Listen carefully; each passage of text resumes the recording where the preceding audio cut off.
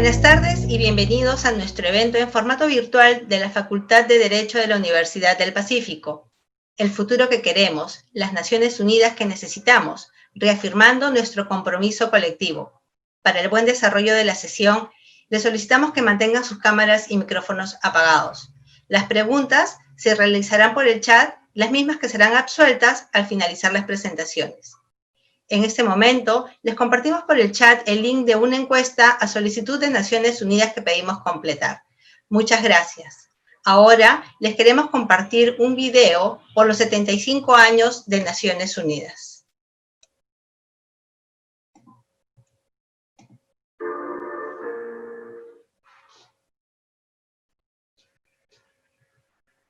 In 2020, the United Nations turned 75. The world is very different today than it was in 1945. What will it look like in 2045 when the UN turns 100? Imagine the possibilities. How do we get there? We know the threats. Let's face them together. It is we children and future generations that are going to suffer the most from these consequences if we fail. Our challenges are immense.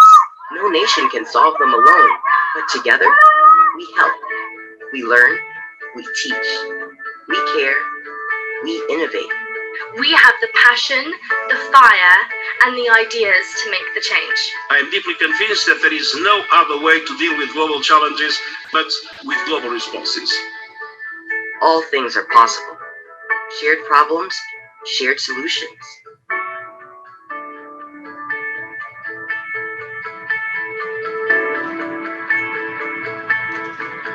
Join the global conversation. Let's shape the future. Together.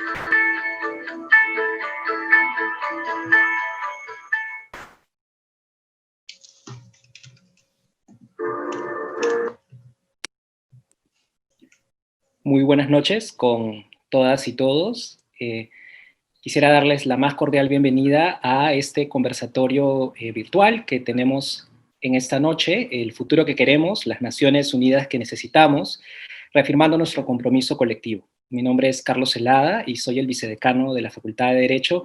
Quisiera nuevamente reiterarles el saludo de la Facultad de Derecho y de toda la Universidad del Pacífico por acompañarnos en esta noche. En el conversatorio de hoy vamos a conversar a propósito de los 75 años que cumple Naciones Unidas, además de mirar la importancia del involucramiento de los jóvenes y las jóvenes en lo que significa la agenda pendiente que tiene Naciones Unidas a propósito de la crisis sanitaria. En esta noche nos están acompañando el embajador Mario López Chávarri, que es nuestro ministro de Relaciones Exteriores, Igor Garafulich, coordinador residente del Sistema de las Naciones Unidas en el Perú, y Verónica Díaz, la secretaria general del Modelo de Naciones Unidas de la Universidad del Pacífico, UPEMUN, en los años 2018 y 2019.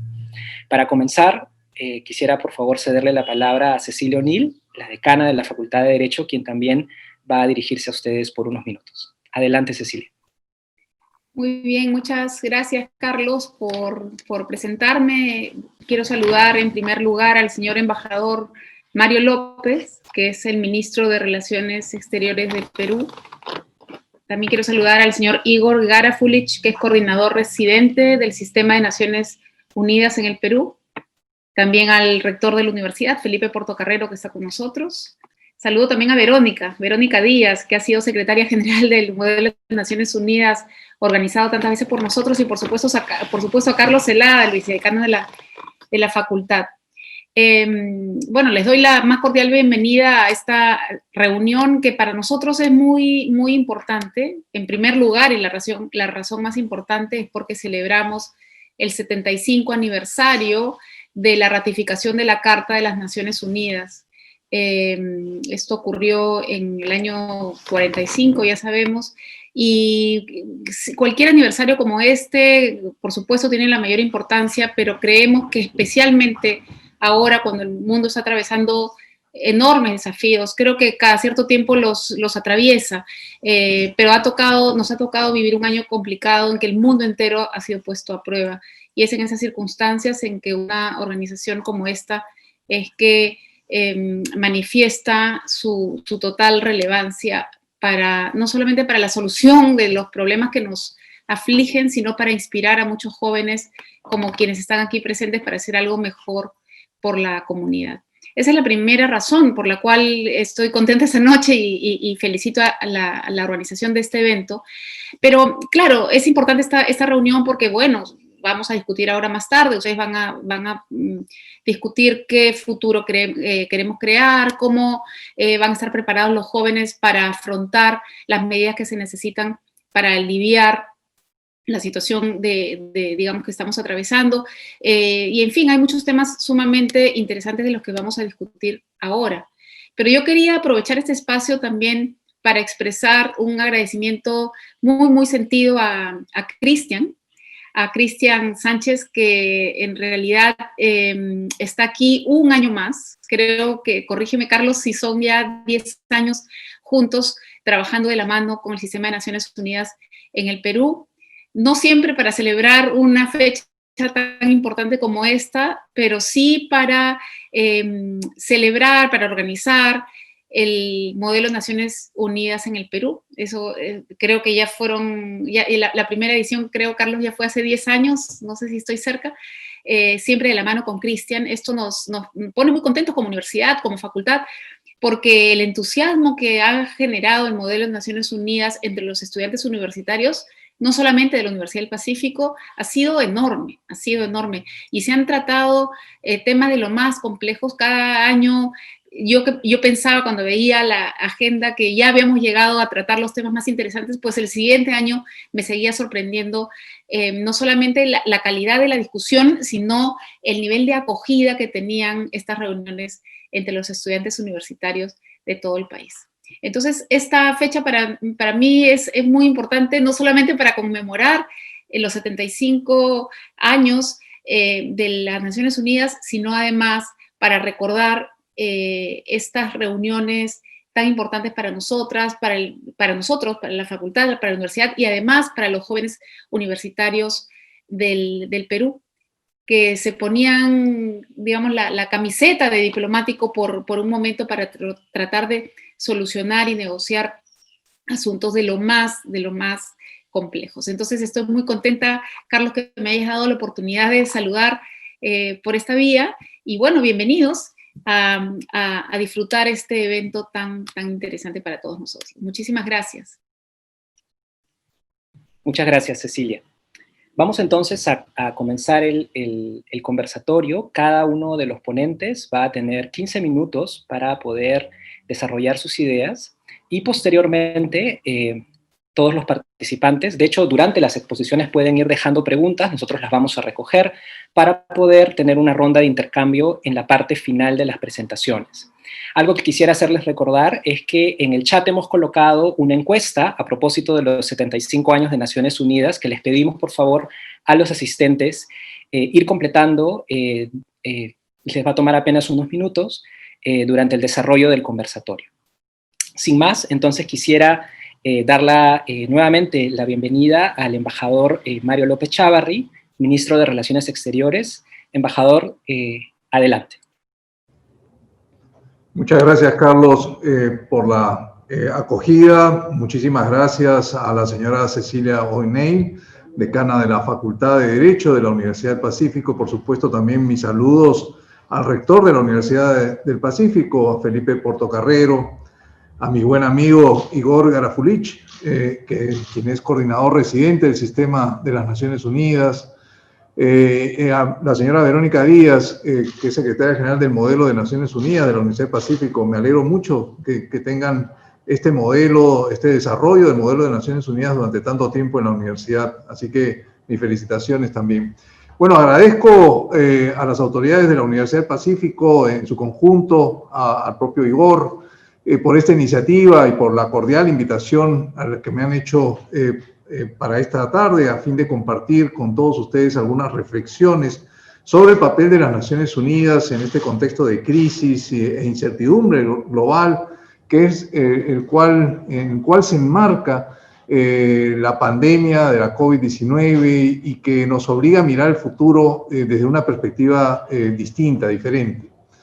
Quisiera empezar estas reflexiones recordando que las Naciones Unidas se construyeron hace 75 años, bien lo señalaba Carlos en sus palabras introductorias, en torno a los ideales de la paz, de la justicia, en torno a ideales de igualdad y de dignidad, mientras en el frente militar se ponía fin a la Segunda Guerra Mundial.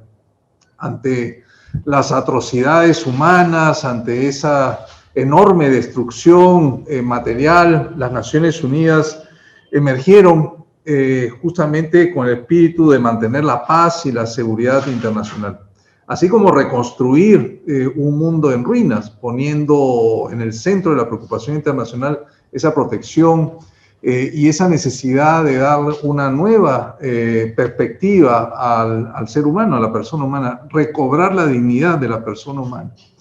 En los años transcurridos desde la fundación de Naciones Unidas, decía el embajador Javier Pérez de Cuéllar, hace más de 2 décadas, en sus memorias como secretario general de las Naciones Unidas, se ha registrado un incremento sustancial de las expectativas humanas, lo que fue poderosamente incentivado por los principios y propósitos enunciados en la Carta de las Naciones Unidas. Y yo creo que ahí habría que hacer un primer punto de reflexión, una idea concreta, una propuesta concreta, sería justamente de que no sorprende por ello que en base a estos pilares que inspiraron la Carta de las Naciones Unidas, se haya creado esta multiplicidad de instituciones internacionales a partir de los órganos principales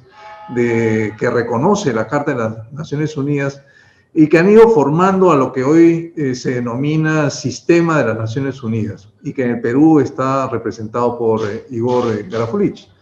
Este sistema incluye fondos, programas, incluye organismos y otras instituciones que abordan el desarrollo, el medio ambiente, la protección de la niñez, la población, la alimentación, la lucha contra el problema de las drogas, el delito, entre otros. Tenemos más de 15 agencias especializadas con soporte a la gobernanza internacional. Para ninguno de ustedes les es indiferente la UNESCO, la FAO en agricultura y alimentación, la OIT en trabajo, en la OMS, sobre todo ahora en los temas vinculados con la temática de salud, el Fondo Monetario Internacional, el Banco Mundial para el Equilibrio Financiero, la OASI para la aviación civil, la OMPI para la propiedad intelectual, la OIM en el caso de las migraciones. Es difícil cuantificar el impacto mundial de las Naciones Unidas. Sin embargo, podemos afirmar con satisfacción que luego de 75 años de existencia, el mundo dispone hoy del más extenso sistema de normas jamás diseñado para gestionar las relaciones entre los estados, así como de instancias jurisdiccionales para resolver controversias, cuya más elevada expresión es la Corte Internacional de Justicia. Esta arquitectura ayuda a explicar la ausencia de una nueva conflagración mundial desde 1945, la universalidad de los derechos humanos, el proceso de descolonización, por allá por los años 50, 60, la alfabetización, el concepto de desarrollo sostenible por los años 90, la lucha contra el cambio climático a partir del año 92, a partir del convenio básico sobre cambio climático, la planificación de la población, la igualdad de género, la enorme labor humanitaria, entre otros, constituyen una muestra de la relevancia global de la prédica y de la acción de las Naciones Unidas.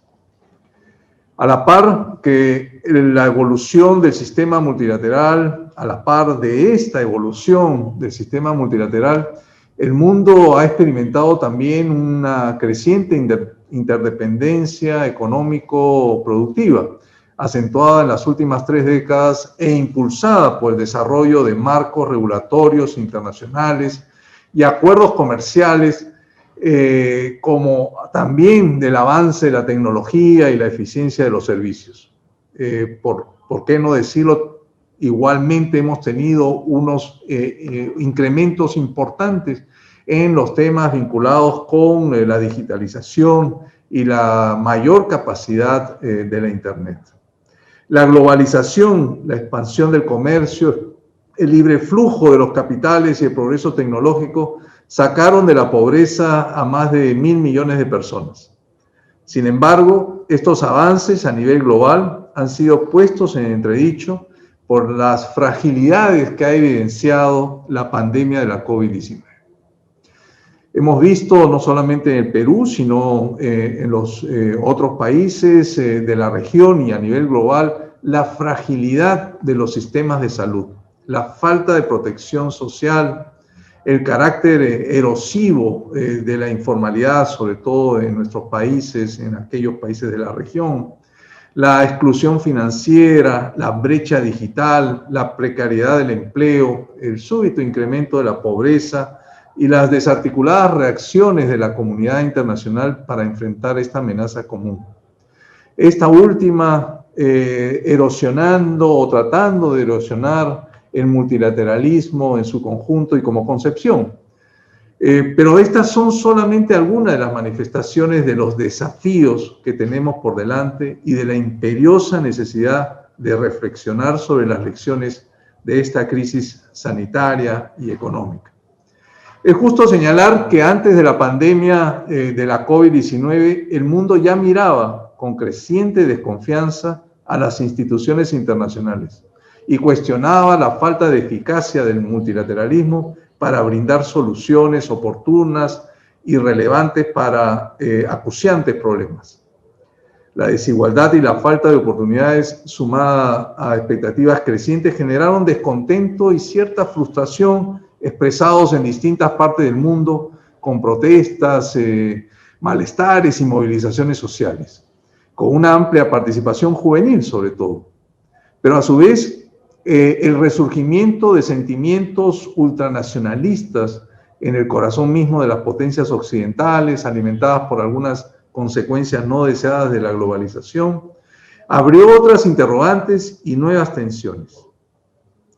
Para explicar este convulso escenario internacional, algunos recurren a argumentos que caracterizan la crisis como un subproducto del retraimiento o decadencia del liderazgo global estadounidense, a la par de una emergencia de una China, de una República Popular China y otras potencias no occidentales.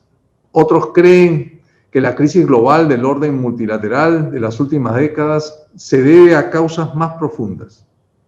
Estos últimos ponen marcada atención a las limitaciones o la incapacidad para alentar una más equitativa distribución de beneficios de la globalización al interior de los países y entre ellos, de manera tal que hagan al sistema sostenible y legítimo a escala global.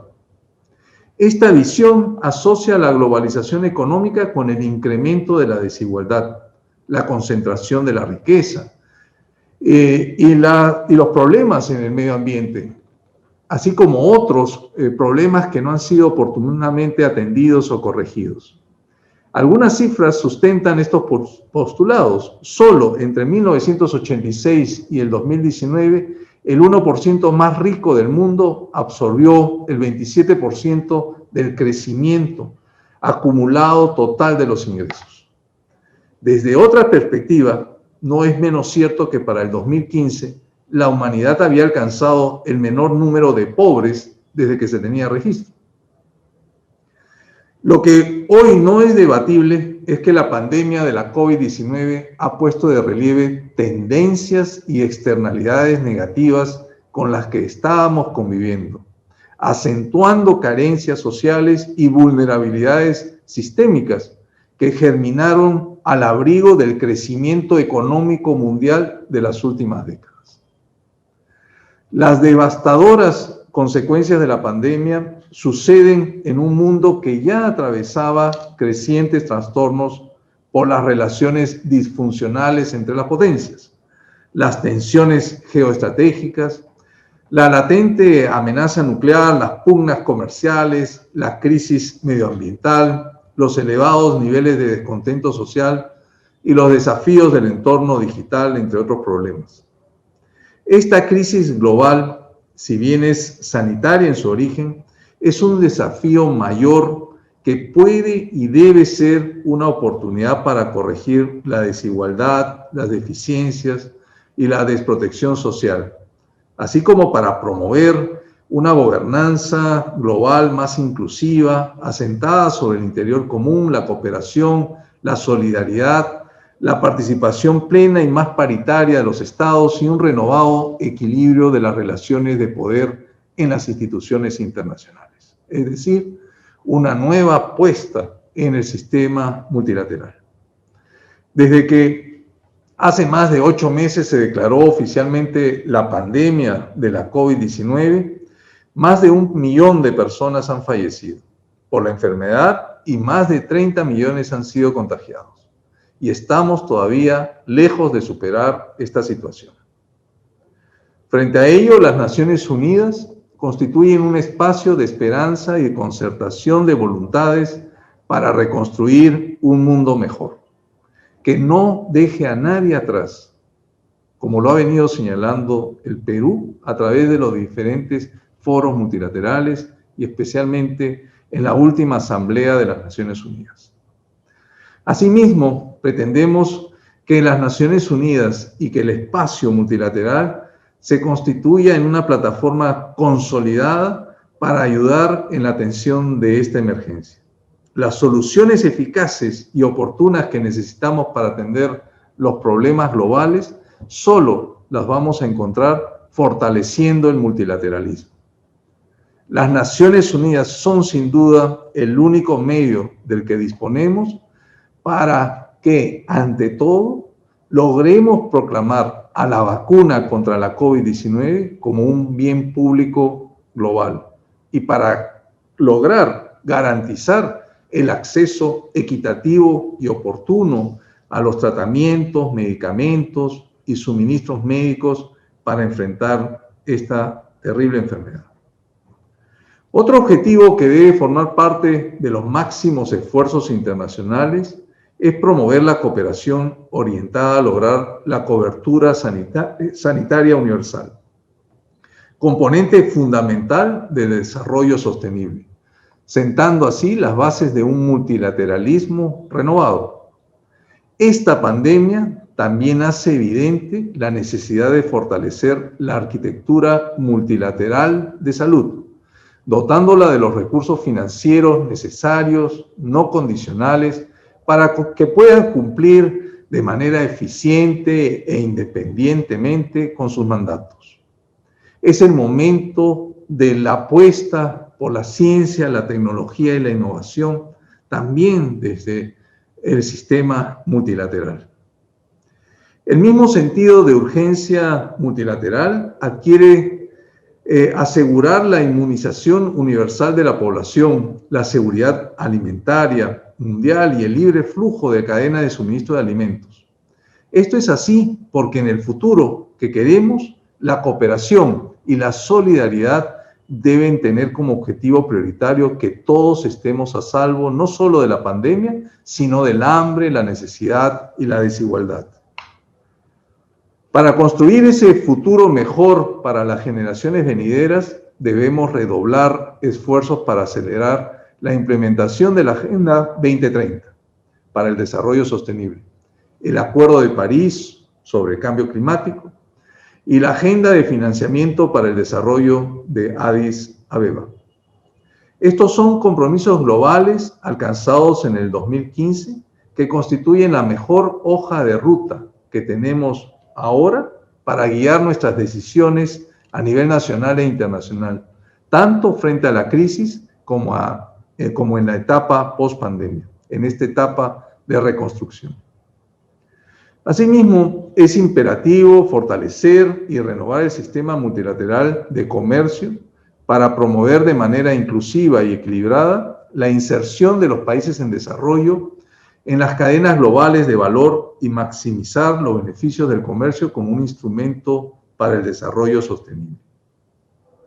A su vez, la enorme necesidad de recursos para sortear esta crisis requiere que los paquetes de estímulo financiero y de alivio de la deuda incorporen en su diseño e implementación el cumplimiento de los objetivos de desarrollo sostenible. Reforzar el sistema multilateral supone también apoyar las agencias, los fondos y programas de las Naciones Unidas. Ha sido encomiable su labor en el Perú en respuesta a esta emergencia, incluyendo los mecanismos diseñados para coordinadamente atender a los migrantes y refugiados. Y me refiero en particular a los cerca de 900.000 ciudadanos venezolanos que el Perú ha recibido, que se encuentran en nuestro país, y de los casi 5 millones que han dejado o que han debido dejar su país a causa de la gravísima crisis democrática, económica y humanitaria que lo aqueja desde mucho antes de la pandemia.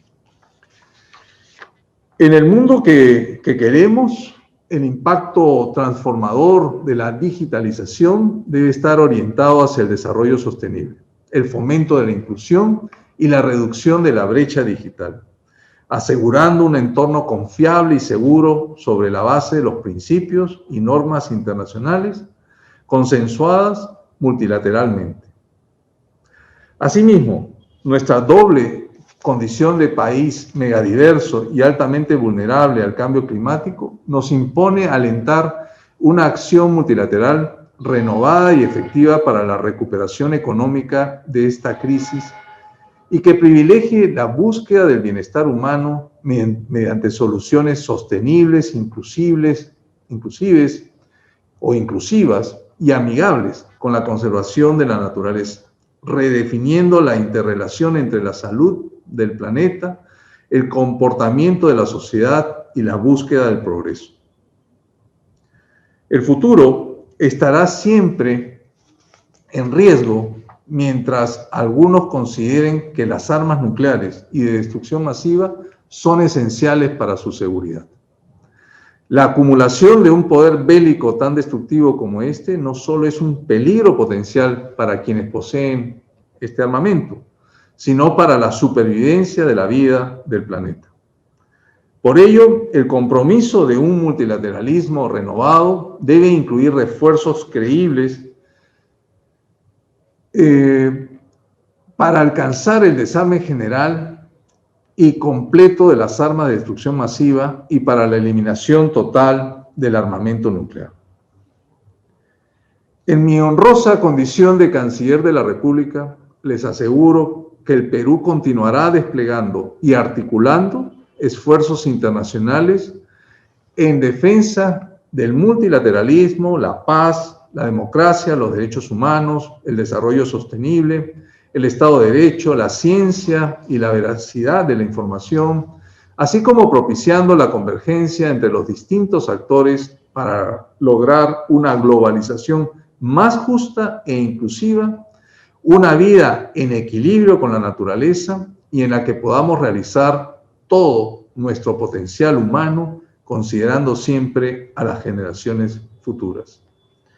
Por ello, ¿qué mejor conclusión para estas reflexiones sobre las Naciones Unidas que las palabras de su secretario general, Antonio Guterres?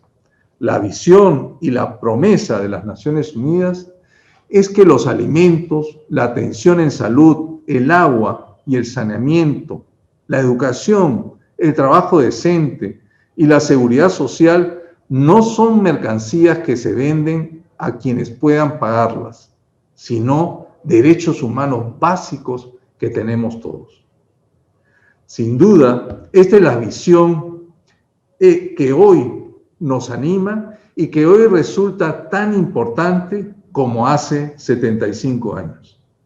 Muchas gracias. Muchas gracias, embajador. Agradecemos muchísimo sus palabras. Y para quienes recién están llegando a la sala, les recordamos que pueden llenar la encuesta que aparece en la sección de chat y que también pueden ir dejando allí sus preguntas para los ponentes que se van a entregar en la parte final del conversatorio. Vamos a continuar ahora y quisiera cederle el micrófono a Igor Garafulich. Él es coordinador residente del Sistema de Naciones Unidas aquí en el Perú, a quien le agradecemos muchísimo por acompañarnos esta noche. Adelante, Igor. Muchas gracias, Carlos. Saludo al canciller, mi amigo Mario López, y a la señora decana, Cecilia, Verónica, secretaria general. En este minuto, yo pregunté antes quiénes eran los que estaban participando, y me dicen que muchos de ustedes han sido miembros del modelo de Naciones Unidas, o tienen interés en el área, y por lo mismo yo creo que esta es una gran oportunidad para al que representa Naciones Unidas acá, que en este caso me corresponde a mí, poder darles una visión bien realista, aterrizada, de cómo es la actividad de la ONU, en especial acá, donde estamos, en Perú. Y me puedo permitir eso porque al escuchar las palabras y la expresión del canciller, la identidad y el alineamiento que tiene Perú, y expresado por cada uno de los conceptos que les dio el canciller, es de una identidad altísima con lo que promueve Naciones Unidas. Y por lo mismo, el discurso que yo les tenía y les tengo preparado usa las mismas terminologías, hace énfasis muy parecidos, muy alineados, y por ende, como para que esta reunión se complemente, yo voy a tratar de darles también una visión un poco más, contarles cómo han sido estos meses de pandemia para las agencias de Naciones Unidas acá. Ahora, ojo, el canciller es un diplomático de carrera y por ende en él confluye lo que es la experiencia diplomática del Perú. Ustedes han sido miembros fundadores, han tenido un secretario general, que es un ejemplo hasta la fecha, para sus propios diplomáticos, pero es una figura, Javier Pérez de Cuéllar, a nivel mundial. Entonces, Perú ha presidido el Consejo de Seguridad. Por ende, no es casual, no es que se dio esta coincidencia o este alineamiento con las prioridades de Naciones Unidas, sino que tiene mucho que ver con una tradición y una tradición de compromiso con el multilateralismo. Entonces, primer punto, decirles eso. Segundo lugar, comentarles que si uno le piden en rápido distinguir las áreas en las que trabaja Naciones Unidas, uno puede hacer un corte y decir, miren, hay algunas agencias de la ONU que trabajan en el área humanitaria. Ahí está el Alto Comisionado para los Refugiados, ahí está el Programa Mundial de Alimentos, ahí está la Organización Internacional de Migraciones. Existen otras agencias que trabajan en el área del desarrollo, nombres que a ustedes les son comunes, el PNUD, el PNUD, la OIT, Organización Internacional del Trabajo. Está la FAO, especializada en agricultura, está UNICEF, que brinda trabajo en educación con niños y niñas. Es decir, hay 18 agencias que tienen presencia en Perú, pero que les pido que retengan esta idea de que algunas tienen un mandato y un trabajo humanitario y otras uno más de desarrollo. No es que estén completamente separados, pero nos sirve analíticamente para ver qué hemos hecho. Entonces, lo primero es que esta pandemia en la profundidad del golpe económico que está dando todavía no está definido, no está decantado. Como decía el ministro, tenemos 1 millón de muertos en el mundo, tenemos 33 millones de contagiados. Esto en el mundo no se ha estabilizado. Países entran en segundas olas, países europeos tienen rebrotes.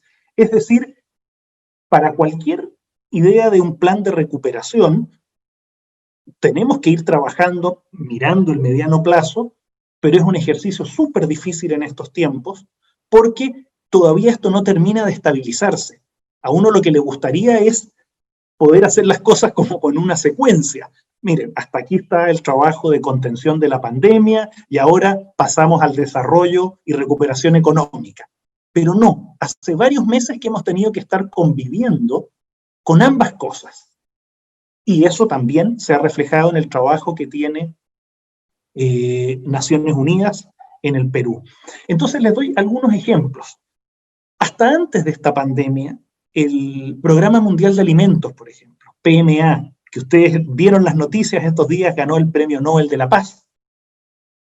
Ese programa en el Perú tenía un programa de trabajo que era de asesoría y de políticas públicas, que es un nivel bastante desarrollado porque el nivel de desarrollo de país de renta media de Perú permitía que la oficina del Programa Mundial de Alimentos se fijara en un nivel de apoyo de ese tipo.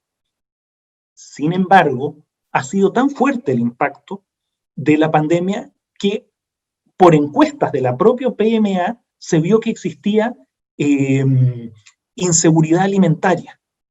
Y por ende, el Programa Mundial de Alimentos sobre la marcha tuvo que cambiar lo que era su programa de trabajo y reorientarlo a dar asistencia humanitaria. Y eso se hace con la logística que ustedes han visto estos días cuando promueven el Programa Mundial de Alimentos, de cómo, desde lo más básico, cuál es el contenido calórico que tiene que tener una canasta alimenticia que se brinda. Eso PMA lo conversa, lo discute y se apoyan mutuamente con INDECI. Y ahí viene un trabajo que se ha hecho, pero que ya no tiene que ver con la alta política de diseñar estrategias, sino que aquí estamos hablando de cómo una agencia rápidamente vuelve y se reorienta a cosas prácticas como vamos estableciendo conductos y canales para hacer distribución alimenticia. Segundo, hay que tener recursos frescos. Y el Programa Mundial de Alimentos tanto buscó con la cooperación americana, con USAID, siempre hay que reconocer, y esa cooperación le dio también fondos para que PMA pudiese entregar apoyos en bonos equivalentes al bono que estaba dando el gobierno, de los primeros 360 soles, después 720, se hizo una entrega equivalente, pero para eso, y ahí es donde yo les digo que siempre es bueno conversar con ustedes que son profesionales, etcétera, los mismos grandes desafíos que ha tenido el gobierno a escala los han vivido las agencias de Naciones Unidas porque ha sido difícil. No había bancarización para el peruano en general, tampoco había bancarización para los migrantes. No estaban en padrones estrictamente claros y rápidos para decir, mira, a los venezolanos que están acá se les va a hacer un aporte a tales cuentas, porque este es el listado de ellos. También era una dificultad desde cómo se les transferían algunos aportes y tener los listados de gente beneficiaria para recibirlo, que a escala son problemas que se han producido también en el país para trasladar los otros grandes bonos que se han entregado. Pero ahí es donde yo les digo que es una agencia de Naciones Unidas que reprograma, reorienta, pero con los pies en la tierra. Entonces van junto a la OPS, van a Ancash, y en Ancash ven a la sociedad civil, ven a la minera, ven a al gobierno regional y establecen un programa de apoyo focalizado en terreno. Entonces, con esto, el mensaje que les quiero dar es que siempre en Naciones Unidas su belleza es que uno puede estar discutiendo temas de altísima política en el Consejo de Seguridad que hablan de la paz en Yemen, en Sudán, en Siria, pero siempre Naciones Unidas tiene esta patita en la tierra que le permite estar conectado con las necesidades. Entonces, el propio ACNUR, todo este tiempo, aunque era difícil y a todo el mundo le daba mucho miedo salir a la calle por contagiarse, el Alto Comisionado para los Refugiados mantuvo su atención en la frontera, en Tumbes, en los distintos pasos fronterizos para dar atención a los migrantes que en un minuto dado venían entrando, pero también en un momento de estos meses comenzaron a retornar a Venezuela. Entonces, ahí es cuando también ese apoyo se hace muy coordinado con la Cancillería. Y ahí es donde vale tanto, vale oro esta buena relación, porque, y las cosas hay que siempre decirlas, no hay que nunca vestirse con ropa ajena, los que tienen muchísimos recursos son los bancos multilaterales, es el BID, es el Banco Mundial. Naciones Unidas tiene capacidad de concertar, capacidad de convocar, pero mucha plata no tenemos. En ese minuto es cuando el gobierno, y en especial el canciller, toma contacto con el Banco Mundial y le gestiona recursos extra para que tanto la OIM y el Banco Mundial puedan hacer un programa de apoyo a los refugiados inmigrantes que estaban acá. Entonces, así como les describí lo que hizo el Programa Mundial de Alimentos, también ACNUR y OIM en plena pandemia nos pasaban las mismas cosas, es decir, un camión que distribuía alimentos, nos lo asaltaron, porque había, en algunos casos le pasó eso a INDECI, también nos pasó a nosotros. También vienen momentos difíciles en que estás repartiendo algunos paquetes de alimentos y se te parte el alma porque has decidido o tienes presupuesto limitado para una zona y te gustaría tener más, pero no lo hay. Entonces, ahí es donde les quiero decir que el rol de una agencia en su ámbito humanitario tiene que tener esa capacidad de interactuar con el gobierno, de estar en línea, y eso se logró. Yo les tengo que decir, en general, ustedes tienen que imaginar que de estas 18 agencias, un porcentaje muy pequeño son funcionarios internacionales. El grueso, pero el grueso del personal son nacionales de cada país. Entonces, PNUD tendrá 80 funcionarios, hay 2 internacionales. Todo el resto son peruanos, que estudiaron acá, que tienen familiares acá y que la han pasado mal, como lo hemos pasado todos los que hemos vivido este tiempo de pandemia juntos. Entonces, ¿por qué les digo esto? Porque también los organismos internacionales acogen y hacen suyo los principios, los funcionarios de cada país. Y eso tiene lo bonito y también lo práctico de que nadie conoce mejor su país que uno mismo. Entonces, la directora del Programa Mundial de Alimentos es belga, pero sus 2 principales asesores son peruanos y han trabajado antes en INDECI, conocen a INDECI, y por ende las respuestas que se dan son también no lejanas, no teóricas, sino que las organizaciones, cuando están acá en terreno, tienen esa doble ventaja, que es conocer también el país, porque el grueso de sus funcionarios son nacionales. En este caso son peruanos. En mi caso, yo vengo de 10 años de Centroamérica, trabajé en Guatemala, en Honduras, y este mismo ejemplo que yo les estoy describiendo se da así porque esa es la forma que tiene Naciones Unidas para trabajar. Carlos, Cecilia, Verónica, mi último punto y breve es que no quiero descuidar que también el área de desarrollo, cuando les hablaba del PNUD, de UNICEF, de OIT, ellos han aprendido de otras crisis que ha tenido el mundo. Y en esas, aunque es difícil empezar a planificar una recuperación, cuando uno está en medio del combate, en medio de la emergencia, hay que hacerlo. Se ha demostrado ya que esa secuencia bonita que les decía al principio de, mira, primero veamos esto y después hacemos lo otro, eso no pasa. Entonces, se ha estado trabajando al mismo tiempo en un plan de recuperación económica. 5 pilares: proteger a las personas, proteger a las empresas, una macroeconomía que contribuya a un mejor empleo, espacios de gobernabilidad. Un plan que cada una de nuestras agencias ha conversado con los distintos ministerios, con el Ministerio del Trabajo, con el Ministerio de Medio Ambiente, porque a diferencia de quizá algún centro de estudio que tiene todo el mérito de la academia, la investigación, en el caso de Naciones Unidas no tiene más valor si después esto no se traduce en una acción. Entonces, no es que nosotros podamos tener a los técnicos de la OIT estudiando la informalidad en el trabajo si eso no es en línea y coordinado con lo que está haciendo el Ministerio de Trabajo en sus programas?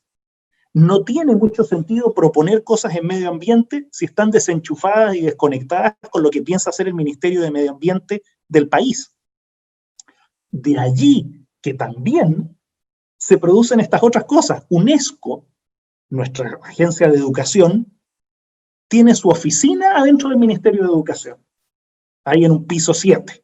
Toman el mismo ascensor de todos los funcionarios del Ministerio de Educación. Por lo mismo, tuvieron que evacuar el ministerio cuando se dio el primer caso de un funcionario del Ministerio de Educación que tuvo COVID hace varios meses, y también tuvieron que ir a teletrabajo y no volver todavía al ministerio. Pero ¿qué les quiero decir con esto?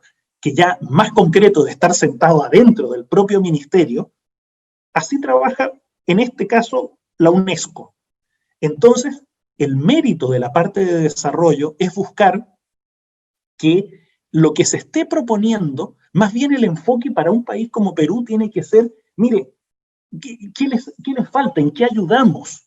Porque ustedes tienen un nivel de desarrollo profesional tal que no es que van a estar esperando qué les dice Naciones Unidas, sino que es al revés. Naciones Unidas tiene que ver en qué áreas les puede suplementar, puede contratar algún estudio que no tenga el ministerio, y no llegar y andar repitiendo algo que ya quizás se ha hecho 3 veces y después termina en un librero de algún funcionario y después no se lee nunca más. Sino que el énfasis en este plan de desarrollo es que haya también un alineamiento entre lo que puede brindar Naciones Unidas a cada uno de los ministerios, pensando en esa recuperación. Entonces, Carlos, yo lo dejo hasta aquí, y como siempre siento que es cuando ahora los colegas y asistentes, oye, tienen alguna duda, quieren preguntar, ahí es donde aprende uno, el que lo invitan, y aprenden también los que están asistiendo. Así que yo lo dejo hasta aquí. Muchísimas gracias. Muchísimas gracias, Igor. Creo que el conversatorio se está desarrollando de una manera en donde creo que podemos apreciar también la honestidad en mirar esta situación y la importancia de continuarnos involucrando y de tomar acción.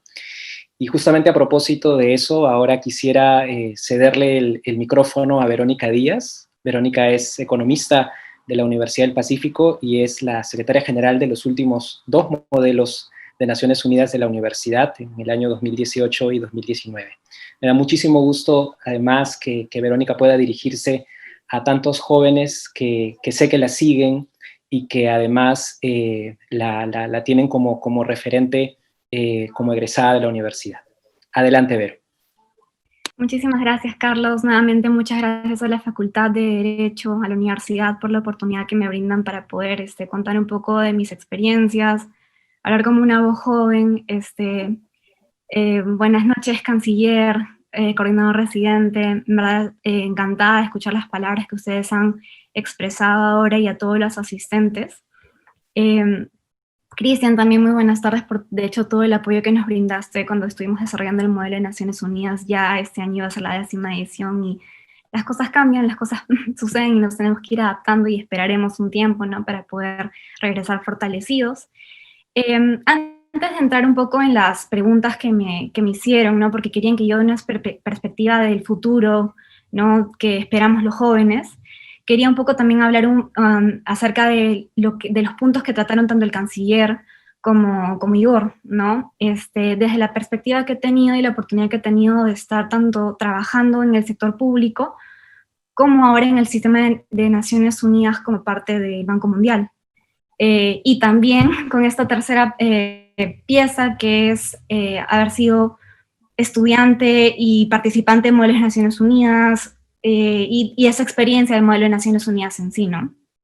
De hecho, quería empezar comentándoles un poco que mi curso favorito en el colegio era historia, ¿no? Y lo traigo a colación porque en los últimos días, ¿no?, cuando estaba conversando con Carlos sobre esta participación, me ponía a pensar, ¿no?, cuál es el rol que está cumpliendo la cooperación internacional en momentos de crisis, ¿no? Y previo a la creación de las Naciones Unidas, luego de la Primera Guerra Mundial también se creó la Liga de Naciones, ¿no?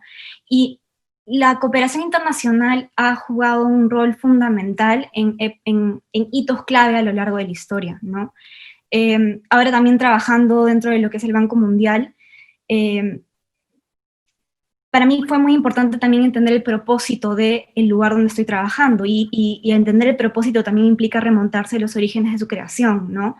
El objetivo de la reconstrucción luego de una Segunda Guerra Mundial, y cómo es que luego se derivó a un objetivo de aliviar la pobreza, ¿no? De manera general. Entonces, quería traer un poco a colación este tema de que me da mucha curiosidad ver o pensar que se van a escribir en los libros de historia respecto al rol que jugó o que está jugando la cooperación internacional en el año 2020, ¿no? Así como se escribió en algún momento respecto a la cooperación internacional en hitos anteriores.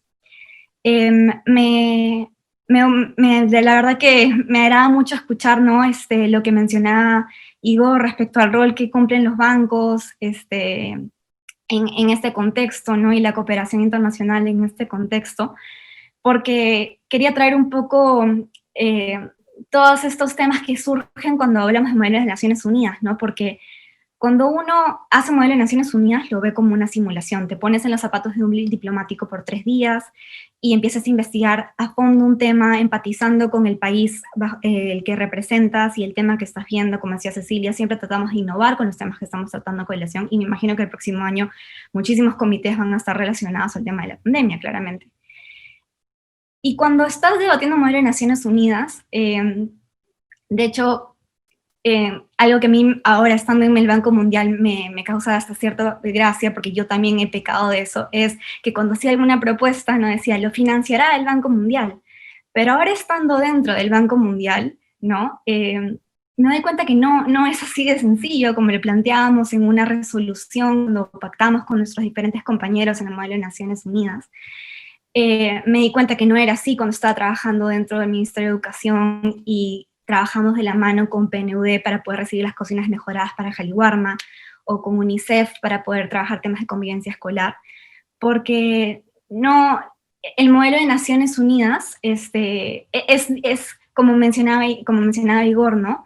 En un país como Perú, no está enganchando de tal manera que lo que tú estás planteando en la resolución, el país lo va a implementar tal cual tú lo estás planteando en ese día, en esa resolución, ¿no? Entonces, el hecho de poder estar dentro también del ministerio y ahora en el banco, como me permite contrastar muchas de las creencias que yo tenía anteriormente cuando decía modelo de Naciones Unidas con lo que se implementa en la realidad. Y la verdad es que, como mencionaba también Igor, ¿no? Quiero también mencionar que este trabajo que él resaltaba respecto al trabajo que hacemos entre agencias también implica mucho esfuerzo también, porque claro, los organismos de Naciones Unidas recurren a bancos como el Banco Mundial, el BID también, para poder financiarse, pero dentro del mismo banco también tenemos que hacer nuestros propios esfuerzos para poder acceder a financiamiento, ¿no? Es armar la propuesta lo mejor posible, y como dice Igor, teniendo el contexto muy claro respecto a las necesidades que tiene un país para poder plantear una propuesta y poder acceder al financiamiento que finalmente pueda llegar a beneficiar a muchísimos ciudadanos, o también, igual como se está haciendo en el caso de IM con el banco, a ayudar a la población migrante, ¿no? Entonces, y algo que si me permito agregar de una experiencia de pasar del Moon a la vida real que me sucedió justo al inicio de la pandemia, es que un día estaba sentada en la oficina y estaba justo analizando data respecto a si es que las escuelas primarias tenían o no tenían acceso a agua, ¿no? Agua y jabón para poder lavarse las manos, que es data con la que el ministerio no contaba, pero que justo el banco había levantado una encuesta sobre esto, ¿no? Y podía identificar que 5 de cada 10 escuelas no tenían jabón ni agua para lavar. Los niños no tenían jabón ni agua para lavarse las manos sin ayuda de un docente, ¿no? Y en ese momento, en ese punto, inicios de marzo, todavía no estábamos al tanto de qué iba a pasar, cierre de escuelas, las medidas que se iban a tener que tomar. Estaba empezando la noción de que íbamos a tener que incidir mucho en lo que iba a ser el lavado de manos, por ejemplo, pero no estábamos esperando que haya un cierre de escuelas de casi todo el año, ¿no? Pero ¿qué pasó ese día?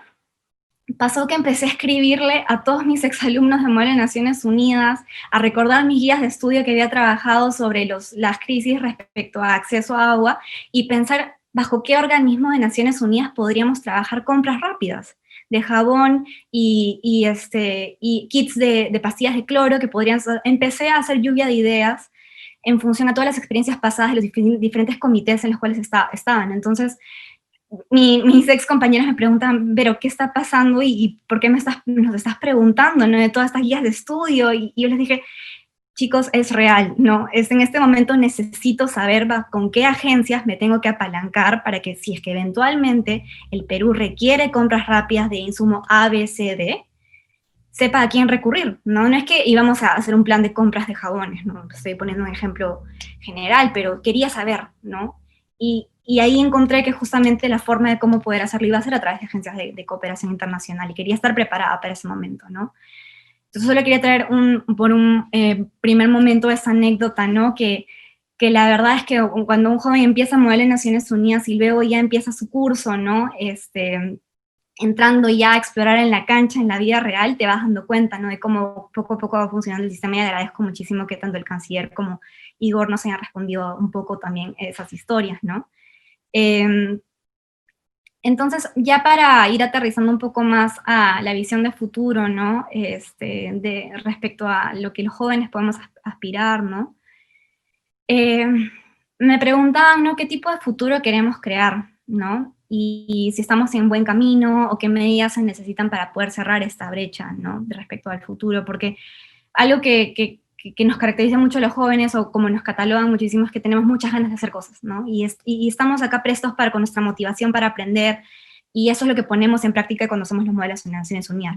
Lo último que nos falta en esos 3 días, normalmente, que son muy intensos, es energía para poder plantear soluciones, ¿no? Y al final lo que estamos buscando en esos días es una visión colectiva del futuro que queremos crear en función al tema que está planteado. Entonces, sobre el futuro que queremos crear, ¿no?, me agarran fresca porque justo la semana pasada tuve la oportunidad de participar en el CADE de jóvenes, y quería compartirles unas reflexiones para que no partan solo de mí, ¿no?, porque sí tuve oportunidad de conversar con otros jóvenes y una encuesta que salió a partir de los participantes, ¿no? Y coincido mucho con lo que también trajo a colación la ministra de Economía en la primera charla inaugural, ¿no?, que es que para el futuro que queremos crear, ella dijo que es un tema de ciudadanía, que cada niño peruano pueda pensar en un futuro donde las opciones de futuro que ellos tengan no parten de un privilegio, ¿no? Y creo que este norte trasciende a lo que es Perú, ¿no? Internacionalmente se aspira a la reducción de la pobreza y la reducción de las desigualdades, ¿no? Y quiero agregar a lo que ella mencionó, de que esta aspiración de que una niña o un niño pueda hacer lo que quiera con su vida implica no solamente, es algo integral, ¿no? Implica un sentido de identidad, ¿no? Y también un sentido de vocación, ¿no? Y lo que ella mencionó también estaba profundamente relacionado a la lucha de la equidad, que es transversal a las agencias de cooperación internacional en las cuales trabajamos, ¿no? Y en esta lucha por la equidad, ¿no?, implica que de manera cooperativa, ¿no?, trabajemos por nivelar la cancha, por así decirlo, pero también nos ponemos un gorro de la lucha por la justicia, ¿no? Y esta lucha por la justicia implica cambios profundos en los sistemas, ¿no? Y en no perder como funcionarios cuando estamos implementando las políticas y pensando y diseñando junto con el país, en este caso Perú, ¿no? Es no perder nuestra capacidad de indignarnos constantemente y trabajar de manera conjunta para responder a las necesidades del país, ¿no? Me preguntaban si es que en esta búsqueda de futuro estábamos por buen camino, y creo que yo como joven no me puedo dar el lujo de presentar una óptica pesimista, porque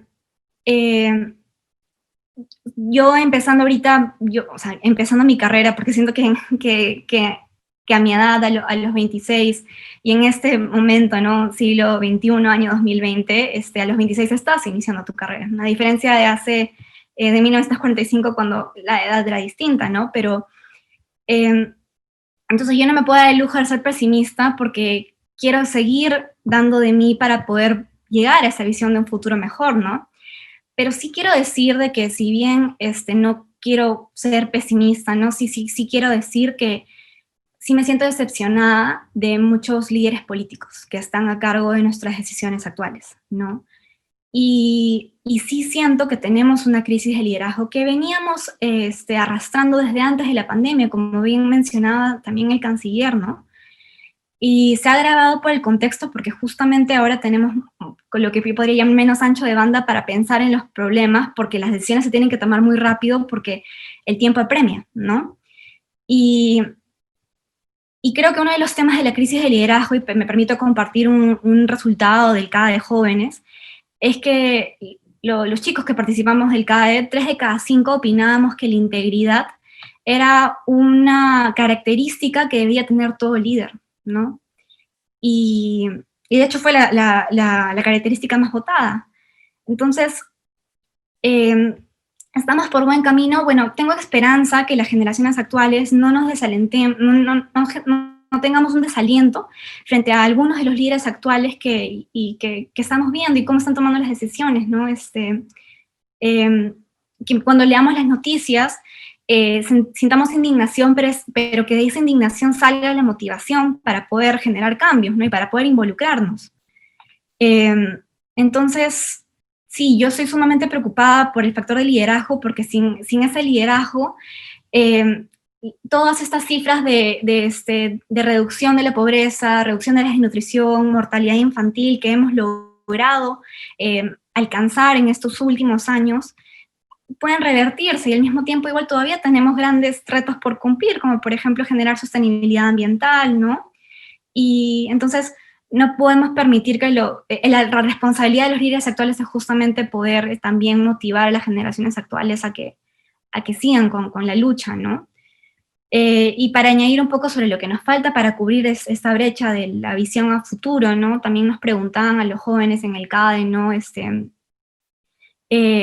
¿Cuáles consideramos que eran los 3 principales problemas que consideramos que el Perú debía abordar para poder generar crecimiento económico sostenido, ¿no? Y los 3 que resaltaron fueron que debíamos de propiciar una educación de calidad, la reducción de la corrupción, y que teníamos que propiciar una visión a largo plazo, ¿no? Y yo coincido plenamente con estos resultados, ¿no? Yo coincido que la educación es una base. De hecho, trabajo en temas de educación en el banco, y traigo a colación estos elementos justamente porque siento que no se soluciona en un periodo electoral, no con una visión de un periodo de 5 años, ¿no? Sino que como cooperación internacional somos estos agentes que trascienden un poco este ciclo político también, ¿no?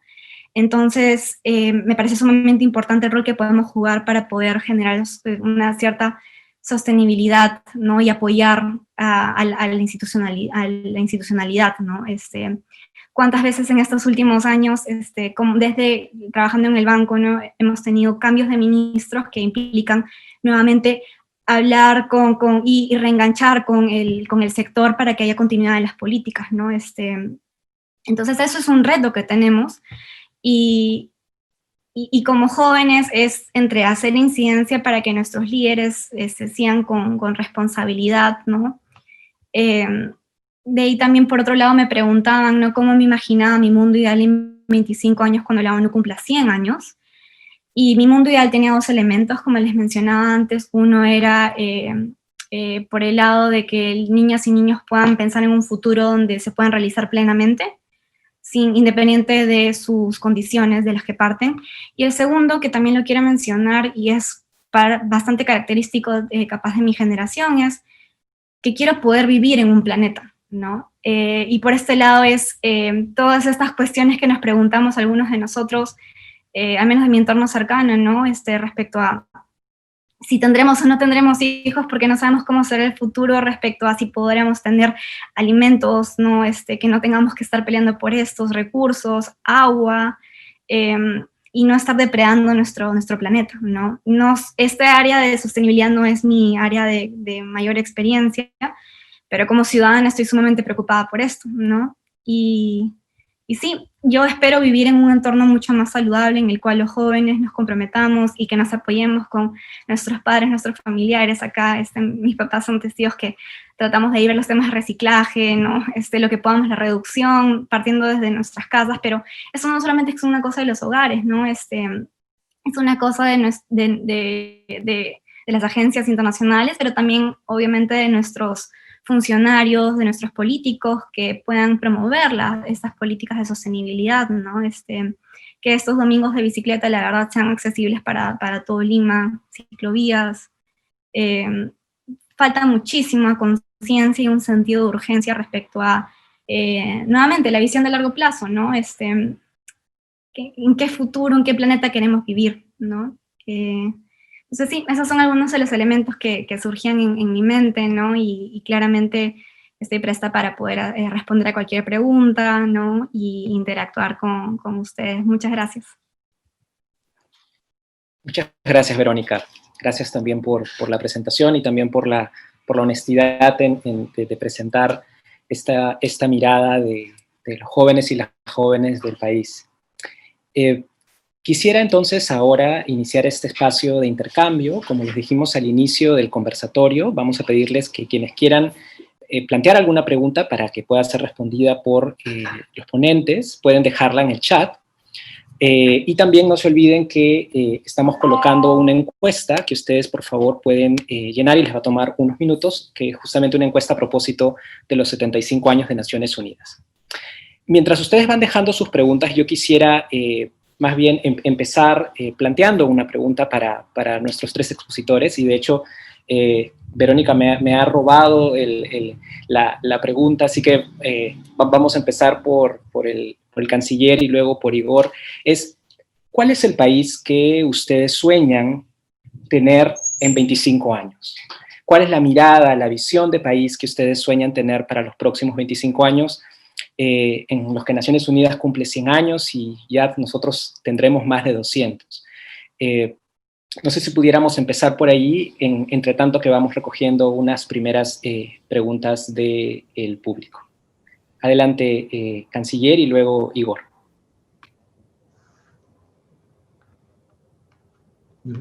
Muchas gracias, Carlos. Gracias por la pregunta y también a Verónica por sus reflexiones. Y eventualmente, si a partir de la exposición de Verónica se plantea la pregunta, yo también quisiera plantear la respuesta a partir de algunos comentarios que ha hecho Verónica. En primer lugar, mencionaba Verónica el tema de largo plazo. Y creo que eso necesariamente está vinculado a los intereses permanentes del país. Nosotros desde la Cancillería siempre tenemos esta visión de política exterior permanente con unos intereses nacionales muy claramente establecidos y que responden a esos intereses como país. Más allá de los gobiernos de turno, son políticas de Estado y creo que eso no debemos perderlo. Más allá de las coyunturas difíciles en algunos casos, los intereses permanentes son los que deben guiar nuestro actuar a lo largo de los años. Pero esos intereses permanentes y esas políticas de Estado no deben dejar de tomar en cuenta también las posibilidades de ajustar o de adecuar esas necesidades a los cambios. Y eso creo que en los jóvenes, sobre todo, está muy claramente establecido. Es la adecuación a los cambios. Nosotros hemos sabido desde una diplomacia tradicional también adecuarnos a los tiempos y adecuarnos a esos cambios que requiere el país. Y esos cambios esa adecuación a los cambios tiene que ser muy claramente establecida según las prioridades. Y ahí también mencionaba Verónica sobre esas prioridades que debe tener el país. Y creo que en esa necesidad de establecer las prioridades, tenemos que tener también claro cuáles son las propuestas que debemos plantear. Naciones Unidas, esperamos, va a tener 25 años más y vamos a tener oportunidad, y espero yo, como país, de llegar a ser parte de un grupo de países emergentes dentro de las posibilidades económicas que nos otorga las actuales condiciones. Es decir, esperamos seguir creciendo, seguir desarrollando nuestras capacidades económicas, sociales, ambientales, y ser sostenibles y poder lograr avanzar hacia ese crecimiento importante como país. En esas propuestas, sin duda, tiene que tener cabida unos componentes económicos, sociales, ambientales, como los he mencionado. Y creo que la pandemia ahora nos proyecta también, y espero no 25 años, sino mucho antes, para contar con un nuevo modelo de desarrollo. Y eso resulta siendo importantísimo. El modelo de desarrollo que queremos de aquí a un corto y mediano plazo tiene que estar vinculado justamente a estas situaciones críticas que la pandemia nos ha mostrado. Hemos hablado, y en mi intervención anterior he mencionado las cuestiones económicas a partir de las vulnerabilidades del sistema. He mencionado también las condiciones sociales, sobre todo en dos grandes áreas que nos preocupan muchísimo. El tema o el área o el ámbito de salud y el ámbito de la educación. Creo que resultarán siendo muy importantes dentro de este nuevo modelo de desarrollo. Y ese modelo de desarrollo no puede dejar de lado el ámbito propiamente ambiental, ecológico. Esa sostenibilidad no va a poder darse sin esa condición sine qua non. Pero adicionalmente y de forma transversal, creemos que de aquí a muy corto tiempo, ese crecimiento que como país esperamos obtener, requerirá también de un desarrollo digital, de una transformación digital. Y eso lo hemos mencionado y también ha puesto un acento Verónica en su exposición.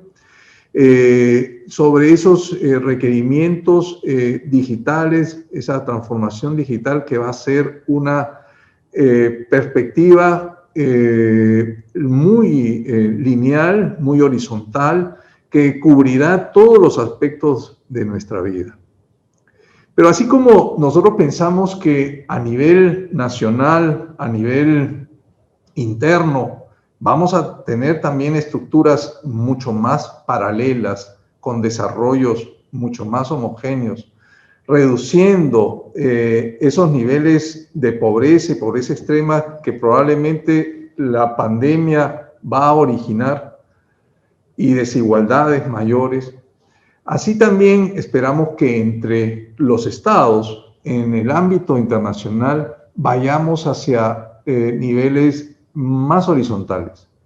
Y esos niveles más horizontales significa tener una mayor cooperación y una mayor solidaridad entre todos los países. Y eso significa un apoyo o un respaldo hacia el multilateralismo, justamente un propósito que como Perú seguimos manteniendo como política de Estado. Creemos que esa es la perspectiva que nos proyecta.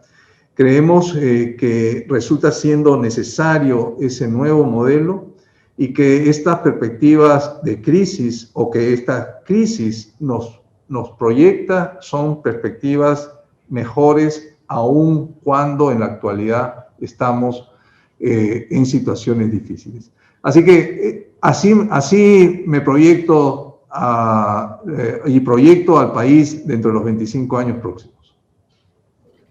Muchas gracias, embajador.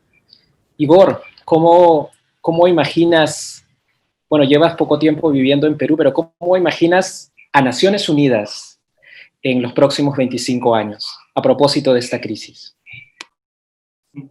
Mira, todos los países, el 2015, y Perú estuvo muy activo, negociaron lo que se conoce como la Agenda 2030. Esa agenda fijaba 17 objetivos y tuvo algunas características, entre ellas que se dejó de ser una agenda de que el país rico ayuda al país pobre, sino que era de cooperación, era entre socios. Y todos tenían responsabilidades, desde los más desarrollados a los más humildes. Entonces, esa Agenda 2030 se fijó, el nombre 2030 es porque es al año 2030 que se quiere tener los objetivos que se fijaron cubiertos. Entonces yo te diría que hoy lo que conversamos entre nosotros cuando nos llaman a reuniones en Naciones Unidas es que costó tanto, fue tan difícil esa negociación para que los países finalmente dijeran, mira ya, hacia allá queremos ir como mundo, como planeta. Entonces, eso que era una hoja de ruta, en este minuto se pone muy en cuestión, no porque pierdan validez, sino porque no queda claro lo profundo que es la caída económica, la contracción económica, y por ende, todas las metas que te fuiste poniendo, hay que volver a reevaluar qué tan realistas son. Entonces yo como que me quedaría con que los mismos principios que estaban vigentes hace 5 años siguen estando ahí, es decir, ya hace 5 años nos dimos cuenta que los problemas no se podían poner en bolsitas aparte, en silos, sino que cuando tú mirabas la delincuencia, no te bastaba andar pendiente del Ministerio del Interior y cuántas cámaras de seguridad tiene un ministerio, sino que hay delincuencia porque falló la educación, porque falló la salud que se le da, y entonces los problemas había que mirarlos de manera más completa, más integral.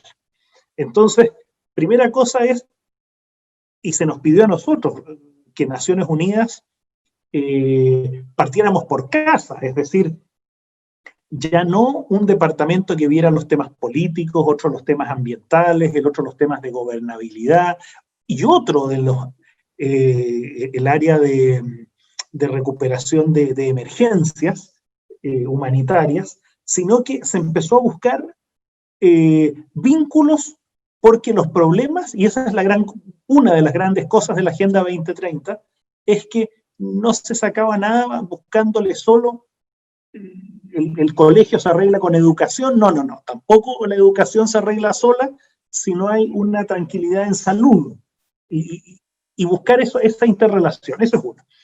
Y lo otro fue el gran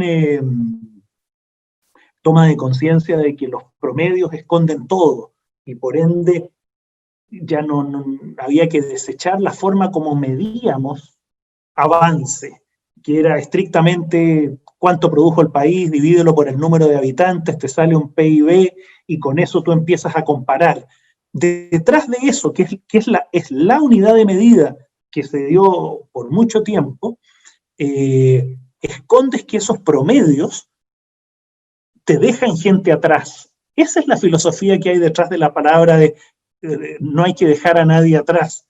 Es porque cuando tú después empiezas a buscar, a ver, pero esta cifra responde a lo que es de verdad el país, o hay algunos en que el indicador es tan bajito que puede más bien compararse con un país que uno diría, ¿cómo me voy a comparar yo con este? Bueno, hay zonas en que sí son comparables, y hay otras en que, claro, si tú dices, mira, sí, estos dos países, qué bonitos se ven, etcétera, pero te esconden los promedios y se te queda gente atrás.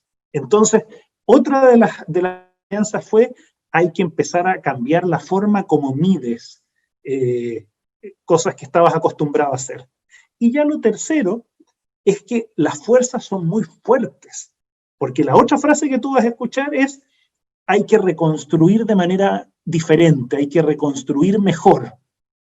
Pero eso está bonito, es buena frase, pero el punto es que era muy fuerte cómo se hacían las cosas, y que claro, una pandemia te remece y te hace cuestionarte y te muestra dificultades, pero todavía está por demostrarse si cuando pase esta emergencia, las fuerzas que antes encontraban muy bien cómo se estaban organizando las cosas, se van a mantener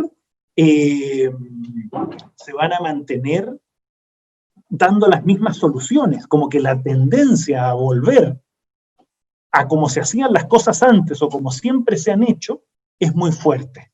Entonces, es una frase bonita, inteligente y con sentido de reconstruir mejor, reconstruir de manera diferente, la vamos a escuchar mucho, pero involucra un esfuerzo muy grande de no recaer en cómo se hacían antes, porque ese cómo se hacían antes, estaban todas las fuerzas alineadas para que se siguieran haciendo así.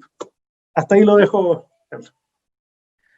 Muchas gracias, Igor. Tenemos varias preguntas ya en el chat, y aprovechando que es el turno de Vero, quisiera plantearle una de las preguntas que se plantea respecto a los retos en el ámbito educativo. A ti, Verónica, ¿cómo crees que los retos que en este momento se vienen manifestando a propósito de la crisis sanitaria pudieran ser enfrentados en el ámbito educativo, tanto a nivel escolar como universitario? Sí, por supuesto. La verdad que esa pregunta nos la estamos haciendo constantemente y va cambiando, así como va cambiando los últimos meses, ¿no? El contexto, qué está haciendo un país que no está haciendo otro país que funcionó, las escuelas deben cerrar, deben abrir, ¿no? Creo que cuando empezó todo el contexto, algo que inició y empezó dando vueltas en mi cabeza fue que desde antes de la pandemia habían estudiantes en el país, ¿no? En zonas alejadas, que solo tenían acceso a educación 3 de los 5 días de la semana, ¿no? Que era prácticamente igual no tener la escuela, el docente presente, como si no se está teniendo presente físicamente como ahora en la pandemia, ¿no? Uno de los temas que vamos a tener que priorizar de todos modos es el tema de la nivelación, porque en definitiva las brechas existentes en nuestro país hacen de que si bien podamos tener acceso a televisión, ¿no? Para poder tener lo que es Aprendo en Casa, igual eso no es equiparable a tener a un docente, y a pesar de que podamos tener las tabletas desde antes, ya se sabía de que siempre el docente va a tener que cumple un rol central en la enseñanza de un niño, y también la parte de la socialización, que es muy importante. Entonces, va a haber una parte de nivelación en competencias, definitivamente, que se va a tener que trabajar profundamente en el año 2021, y también mucho apoyo socioemocional, ¿no? Esos son 2 temas clave, pero algo que sí se plantea desde el inicio, ¿no? Es que este tema de la aceleración forzada digital va a poder darle también acceso a educación a chicos que, como bien mencionaba al inicio, de por sí no tenían a veces docente 2 de los 5 días de la semana, ¿no? Capaz ahí hay una oportunidad de poder tener aprovechar una oportunidad en medio de una crisis. En el tema de educación superior, definitivamente uno de los, también, bueno, hay muchísimos temas que se me vienen ahorita en la cabeza, entonces, pero para hacerlo un poco corto también, ¿no? Creo que acá el tema es la educación pública también va a tener que jugar un rol primordial, sobre todo en el caso de estudiantes que no van a poder acceder a lo que es educación privada, ¿no? En el tema de educación superior, para poder potenciar sus carreras, para poder reinsertarse laboralmente, ¿no? Todos los retos que ha supuesto también para la educación, para la universidad privada, y cómo se va a tener que adaptar a futuro, ¿no? Con estas educaciones a distancia, cuestionarnos cuál va a ser el rol de la universidad en este contexto. Sí, y definitivamente, sí, o sea, ahora como un prospecto de estudiante del próximo año también de educación superior, también me pongo a cuestionar, ¿no? Cómo yo voy a llevar mi propia educación superior, ¿no? Y los cambios a los cuales voy a tener que enfrentarme, ¿no? Ahí lo dejo. Gracias, Vero. Hay una pregunta para Igor y que tiene que ver con el rol que podría jugar el sistema de Naciones Unidas para la colaboración de temas en salud y específicamente con los temas de una eventual vacuna.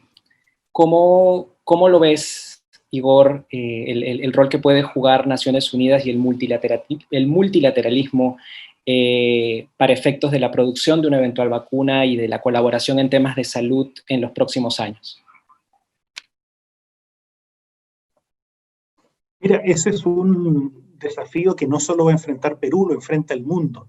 Entonces, ese es también, si a uno le piden dar un ejemplo de texto, para hacer una clase, de cuándo sirve el multilateralismo, es en este caso. Porque descartemos lo que ya todos más o menos sabemos, de que todavía no hay fecha fija para que la vacuna exista, pero sí hay cosas que uno sí sabe, y esa es que no importa la escala en que se produzca, no va a ser fácil el distribuirla a todo el que lo necesite en una primera etapa. Entonces, hay un desafío de cómo se va a distribuir, y también hay un desafío en el costo de esa vacuna para que puedan todos tener acceso. Y cuando yo les digo que es un caso de texto, es porque aquí sí que se cumple que hasta que no esté el último vacunado y el último sano en todas partes del mundo, esto no va a estar controlado. Porque aquí, acuérdense, uno ya se le olvidó porque pasaron muchos meses, pero al principio de la pandemia uno andaba pendiente de, mira, ¿de dónde llegó? ¿Por qué aeropuerto pasó la persona que aterrizó y fue el primer caso? Bueno, cuando uno hace el ejercicio al revés, si tú no tienes una posibilidad de tener vacunados a un altísimo porcentaje de la población, pero que además esté distribuida en los distintos países, y no sea por un sesgo de que el que tuvo plata se pudo vacunar, no controlas esto. Y no controlado te expone a más pandemia, a desequilibrio económico, al país que sea. Entonces, muy en corto, Naciones Unidas, y más que hablar de multilateralismo es acordar las cosas entre todos. Esa es la palabra, a diferencia de cuando uno se entiende bilateralmente, que es o con una persona o un país con otro país. Ese acuerdo bilateral es una fórmula, pero el problema aquí no se soluciona si no están todos de acuerdo. Entonces, objetivo 1, aquí tiene que haber vacuna, disponibilidad en cantidad para muchos, pero después tiene que haber acceso a distribuirla y tiene que haber un acuerdo en a qué precio se distribuye para que esté al alcance. Entonces, no es el caso ahora, el canciller es experto en las distintas fórmulas que está estudiando el país. Algunas de ellas que ya están suscritas son con este mecanismo que se llama COVAX Facility, que te permite estar en una lista de espera para cuando entre algunos laboratorios alguno le pegue el palo al gato ahí, le achunte y consiga detectar la vacuna, uno esté inscrito para tener acceso ahí. Pero eso es sin perjuicio de que el país también tiene que ponerse en todos los escenarios, y ahí yo prefiero que el canciller les cuente. Se pone el país, y lo ha hecho, ponerse también bilateralmente en acuerdos con distintos laboratorios, de manera de estar bien cubierto para todos los escenarios.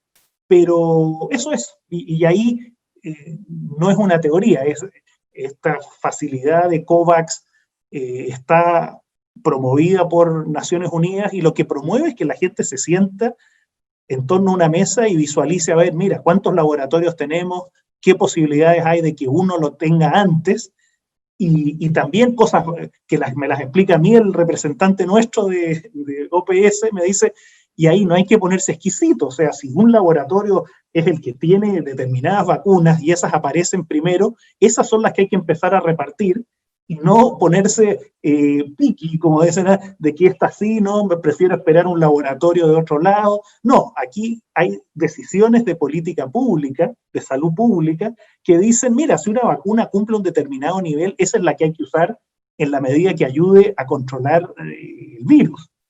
Pero, como ves, es un oficio lo que se viene en torno a la vacuna. Muchas gracias, Igor. Y una última pregunta que sería dirigida al canciller y que tiene que ver a propósito de un dato objetivo. Hemos sido un poco más de 100 personas conectadas y el promedio de edad oscila entre los 25 y los 30 años de las personas que nos han acompañado hoy. La pregunta para el canciller es, ¿qué mensaje le daría como canciller a los jóvenes y las jóvenes que nos han escuchado en esta noche? ¿Y qué mensaje de esperanza podría darles a propósito de la situación que estamos viviendo en este momento y los retos que para su generación va a representar el futuro? Muchas gracias, Carlos. Sí, efectivamente, y qué bueno estar con tantos jóvenes a la vez, porque realmente es una oportunidad estupenda para poder conversar y transmitir todas estas ideas y ver reflejado en las preguntas o en las inquietudes de los jóvenes esta necesidad de escenarios futuros sobre nuestro país, nuestros países y el escenario internacional. Creo que el gran mensaje que se le puede dejar a los jóvenes de aquí en adelante es el de la seguridad. Y creo que en eso tenemos que trabajar, en una seguridad de contar con un mundo que cambie el modelo, transmitirles la seguridad de que tenemos que trabajar todos conjuntamente, la seguridad de que requerimos esos pactos sociales, ¿no? Más allá de los pactos que eventualmente podamos tener como nación, como país, necesitamos esos pactos sociales conjunto de la comunidad internacional que nos permita avanzar hacia un mundo mejor. Igor señalaba hace un momento sobre la Agenda 2030, que estoy seguro que todos los jóvenes que nos escuchan lo conocen la agenda, la conocen. Y en esa agenda justamente está reflejada estos grandes temas, estas necesidades de cambio, de estas necesidades de sostenibilidad.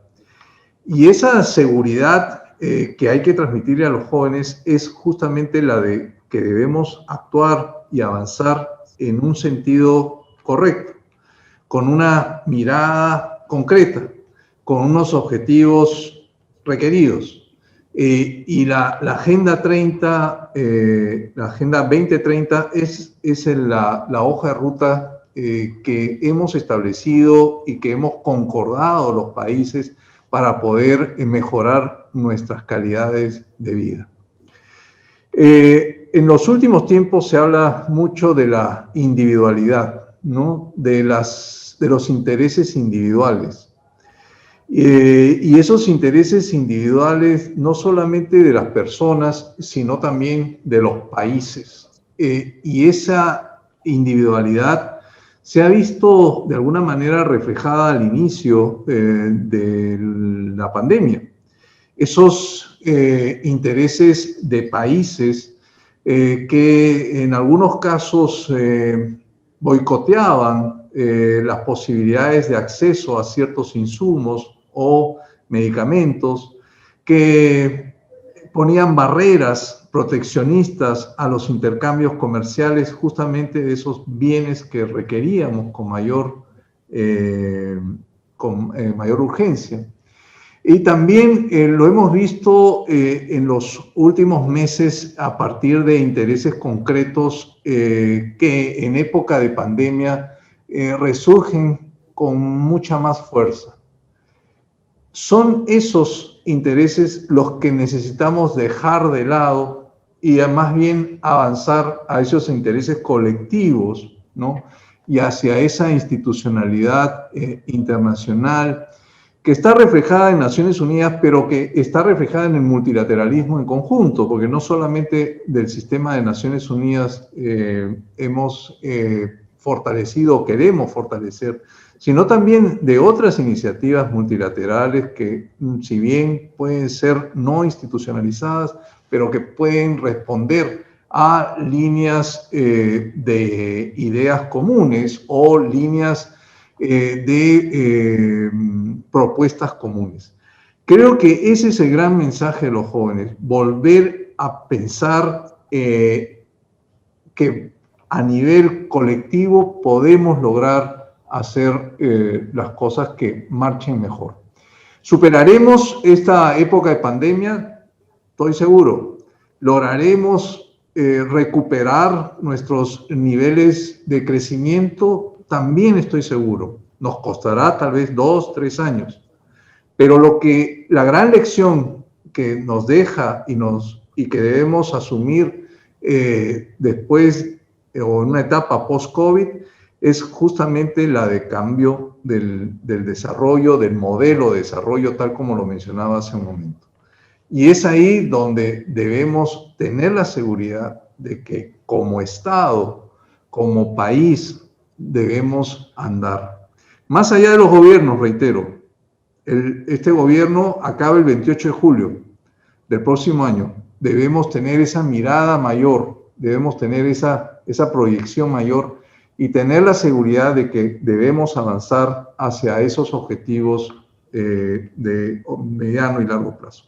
Ese es mi gran mensaje, así que optimismo a todos los jóvenes. Muchas gracias, embajador.